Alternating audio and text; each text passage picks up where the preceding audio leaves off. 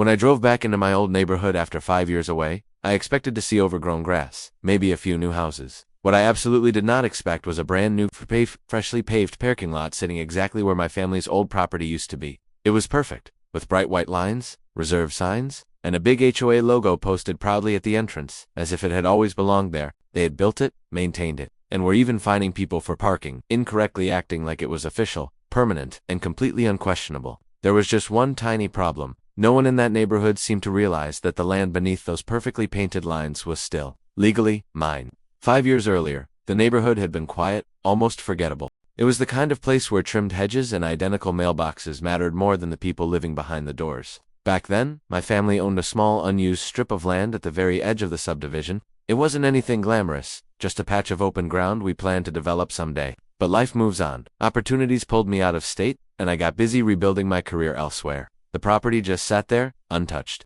I never worried about it. The property taxes were always paid on time. All the paperwork was clean and in order. The land was simply waiting for me. Meanwhile, the neighborhood changed. New board members took over the HOA, bringing with them fresh energy and a lot of ambitious ideas.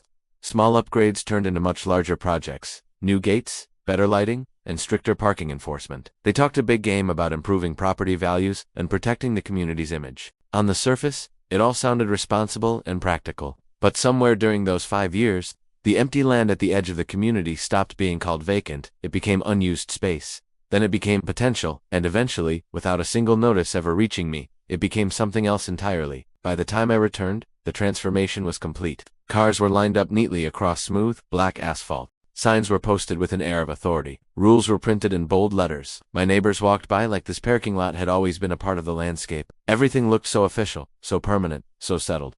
And that's exactly what made it so unsettling.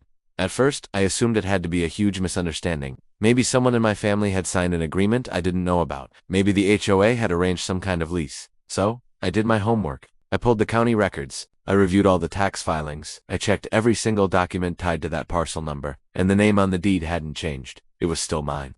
My confusion quickly turned into something heavier. I sent a formal request to the HOA board, asking for clarification on why they had built a parking lot on my land. Days passed, then weeks. I heard nothing back.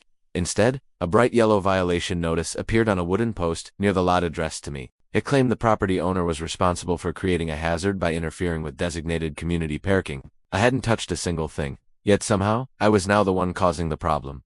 Soon, more signs went up. HOA private parking. Unauthorized interference will result in legal action. The language grew bolder, more defensive, as if printing words of authority in large letters could magically make them true.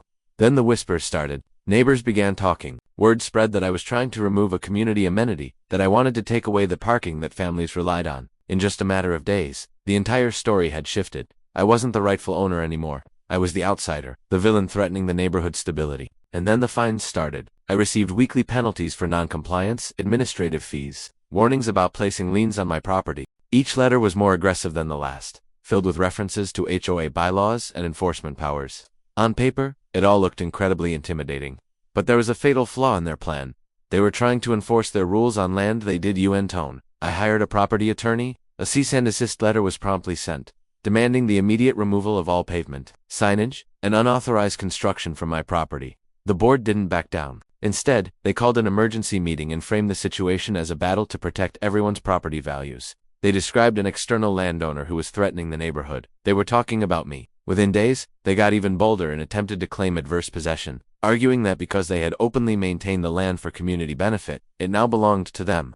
They were trying to turn 5 years of convenience into permanent ownership. One morning, construction crews even showed up to expand the lot further into my boundary. Fresh chalk lines were marked in the dirt like scars. They were betting I wouldn't fight back. They were betting the pressure, the cost, and the negative public opinion would make me just walk away.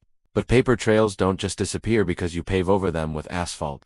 The final confrontation didn't happen in the street with shouting neighbors. It happened in a quiet, orderly courtroom. The HOA arrived looking confident. Armed with binders full of bylaws and glossy photos of their community improvement project, they spoke eloquently about maintenance, shared benefit, and neighborhood unity.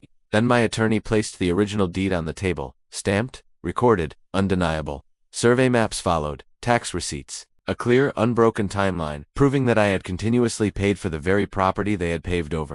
Their claim of adverse possession collapsed instantly. 5 years wasn't nearly enough, not when the taxes were never abandoned by the rightful owner. The judge's ruling was swift and direct. Immediate removal of the parking lot, full restoration of the land to its original state, and the HOA was financially liable for all unauthorized construction costs. For the first time, the board had no authority left to stand on. Their power had vanished. Within weeks, the asphalt was torn apart. The bright white lines disappeared under the grinding machines. The bold HOA signs were quietly removed before sunrise. What once looked so permanent was reduced to a pile of rubble and dust. One by one, board members began to resign as the homeowners started asking how this monumental mistake had ever been approved in the first place. The land was restored, fenced, and clearly marked with no trespassing signs. This time, no one questioned the boundary. And you know what? Property values didn't collapse. The neighborhood didn't fall apart.